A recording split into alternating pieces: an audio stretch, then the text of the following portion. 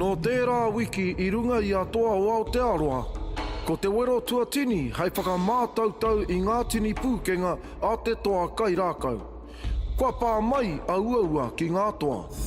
Strategy's starting to come into play now, eh? So this is where it's at. Kei tēnā toa, kei tēnā no, tōnā ke huarahi, ka puta, ka ora. I think it's just go hard in the challenge that's been put forward. And if you have to fight, you have to fight. I nara te tuki nganui. You can tell it's starting to take an effect. The boys are starting to talk about, it's just what happens. That's why we turned up here. We all knew it was going to happen. Ma te atu he toa. All the boys are feeling a bit more down now. The brothers leave, but they've also switched back on to this kaupapa. So that brings us back on to what we're here for. Ara mai rā he toa.